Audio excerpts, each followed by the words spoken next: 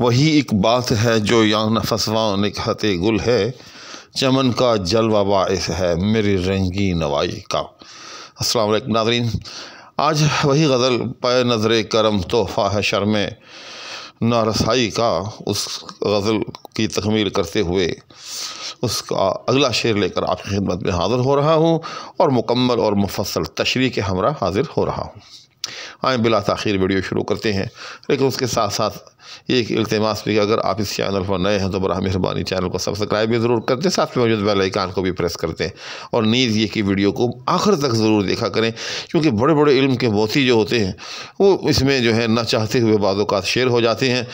تو بڑی قیمتی چیزیں ہوتی ہیں جو دوست آخر تک دیکھتے ہیں تو وہ ان چیزوں تک پہنچ جاتے ہیں۔ تو عرض کر رہا تھا کہ آج کا شعر ہے، وہی ایک بات ہے جو یاں نفسواں نکہت گل ہے۔ سب سے پہلے ہمیشہ کی طرح اس شعر کے اندر موجود مشکل الفاظ کے معنی کہ وہی ایک بات ہے جو یاں کے بارے میں سمجھ لیجئے گا کہ یہ یہاں کا جو ہے یہ مخفف ہے، اور آج کل اس کو جو ہے وہ متروک کہا جاتا ہے۔ یاں اسی طرح سے وہاں کا مخفف وہاں، تو یاں اور وہاں دونوں کو جو ہے وہ متروک شمار کیا جاتا ہے، یعنی متروک الاستعمال، یعنی آج کل ان کا استعمال ترک کر دیا گیا ہے۔ اسی لیے جو فصحاء ہیں وہ اس کا استعمال آج کل جو ہے وہ منع کرتے ہیں، لیکن مجبوری کے عالم میں جس طرح سے شعری ضروریات کے تحت مختلف چیزیں جو ہیں وہ روا ہو جاتی ہیں، اسی طرح سے شعری ضرورت کے تحت اس کا استعمال بھی ہوتا رہتا ہے۔ وہی ایک بات ہے جو یاں نفسواں نکہت گل ہے، جو یعنی یہاں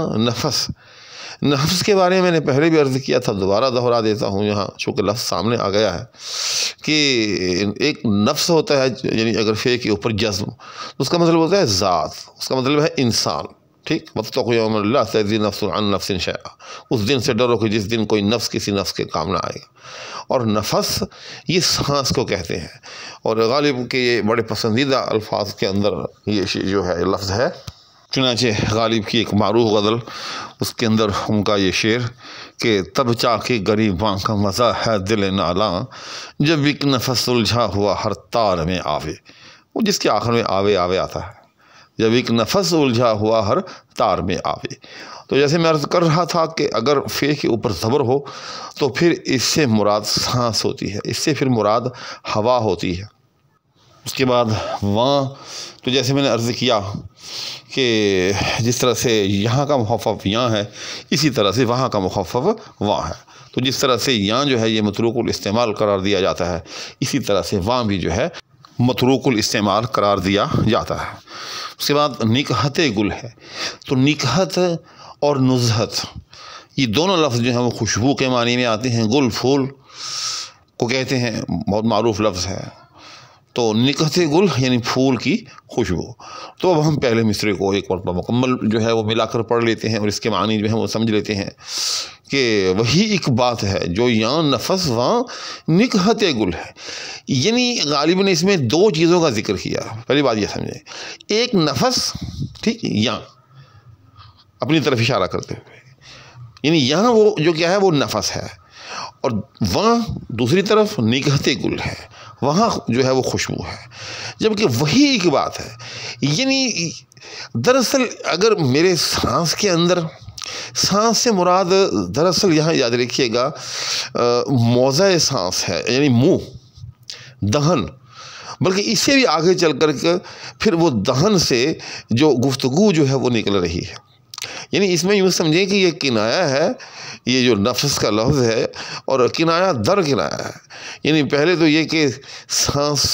کہہ کر جو ہے جہاں سے سانس خارج ہوتا ہے یعنی منہ، وہ مراد لیا گیا، پھر یہ کہ منہ سے جو ہے جب آواز نکلتی ہے تو ظاہر ہے اس کے ساتھ بھی جو ہے وہ سانس جو ہے وہ نکلتا ہے، تو مراد اس سے وہ گفتگو لی گئی، وہ کلام لیا گیا، وہ شاعری لی گئی،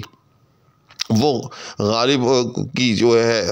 سخن ترازی جو ہے وہ لی گئی۔ تو اب مفہوم کیا ہوا کہ وہی ایک بات ہے جو یاں نفسواں نکہت گل ہے، کہ دراصل منبع ایک ہی ہے دونوں چیزوں کا، ٹھیک، کہ جب وہ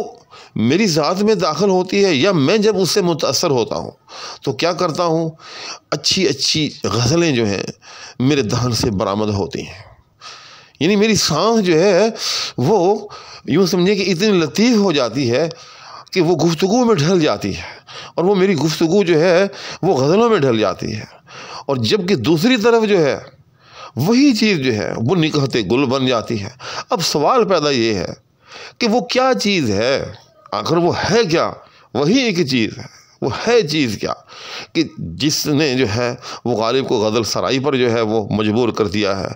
और जब वो फूलों की तरफ मुल्तफित हुई है तो फूल जो है वो मुअत्तर हो गए हैं, हत्ता कि वहाँ जो है वो खुशबू ने डेरे डाल दिए हैं। तो वो क्या चीज़ है? चमन का जलवा बाइस है मेरी रंगी नवाई का, कि वो चमन का जलवा है। ठीक, चमन का जलवा यानी ये फूलों का मौसम, ये फसले बहार। तो ये फसले बहार एक ऐसी चीज़ है, गालिब कहता है कि ये फूलों का जलवा एक ऐसी चीज़ है कि ये मेरी रंगी नवाई का बाइस है। रंगी नवाई, रंगी रंगी नवा जो है गुफ्तगू को कहते हैं, आवाज़ को कहते हैं।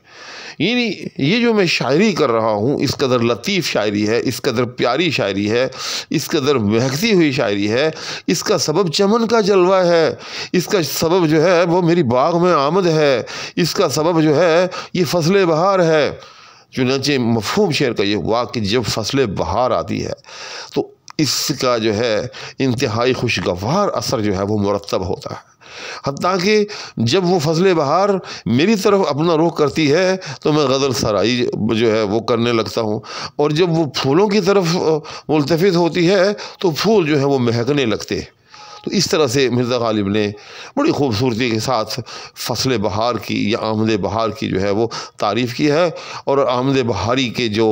खुशगवार असरात मुरतब होते हैं उनको दो हिस्सों में करते हुए बड़ी खूबसूरती के साथ जो है वो बयान किए हैं। उसके बाद अगला शेर है, दहाने हर बुते पैगार जू ज़ंजीर रुसवाई, दहाने हर बुते पैगार जू ज़ंजीर रुसवाई, अदम तक बेवफा चर्चा है तेरी बेवफाई का। लेकिन नादरीन, मैं देख रहा हूँ कि ये जो अभी मैंने शेर पढ़ा है ये इतना तह दर तह शेर है, इसमें बहुत सारी यूँ समझें कि अदबी रिवायात जो हैं वो दर आ गई हैं, और इसके अलावा मुश्किल अल्फाज भी हैं, और इसकी तफ़हीम के अंदर भी जो है कई किस्म के जो है मख्फी गोशे हैं। तो ये वीडियो जो है वो पहले ही जो है वो खासी तवील हो चुकी है। अब अगर मैंने इस शेर की तशरीह यहाँ शुरू कर दी तो ये वीडियो जो है फिर बहुत ही ज़्यादा तवील हो जाएगी, लिहाजा इसको यहीं पर मौकूफ़ करता हूँ। इंशाअल्लाहुल अज़ीज़ अगर अल्लाह ताला ने चाहा, अल्लाह ने सेहत दे रखी, अल्लाह ने आफ़ियत दे रखी, अल्लाह को मंजूर हुआ तो इस शेर की तशरीह जो है इससे अगली वीडियो में, उस वक़्त तक आप लोगों से इजाज़त चाहूँगा इस दरख्वास्त के हमरा कि अगर आप इस चैनल पर नए हैं तो चैनल को सब्सक्राइब भी कर दें, साथ में मौजूद बेल आइकन को भी प्रेस कर दें। नीज़ जो भी वीडियो देखें उसको आगे से आगे शेयर फरमा दिया करें, और ये कि लाइक भी कर दिया करें, और ये कि कोई हल्का फुल्का जो है मेरी हौसला अफजाई के लिए कमेंट भी कर दिया करें। या अगर आप, जैसे मैंने पहले भी अर्ज़ किया था कि अगर कोई गलती जो है वो आप नोट करते हैं, या उस शेर का कोई और इजाफी पहलू जो है वो आपकी समझ में आता है, और आप समझते हैं कि अगर नादरीन तक ये भी पहुंच जाए तो सबका फ़ायदा हो, तो वो ज़रूर जो है कमेंट लिखा करें, वो ज़रूर लिखा करें, ताकि उससे मेरा भी फ़ायदा हो और मेरे साथ साथ दीगर अहबाब का भी जो है वो फ़ायदा हो। चुनांचे इसी के साथ दुआओं की दरख्वास्त के हमरा और आप सब लोगों के लिए ढेरों अच्छी और नेक तमन्नाओं के साथ इजाज़त चाहूँगा। अल्लाह हाफिज़।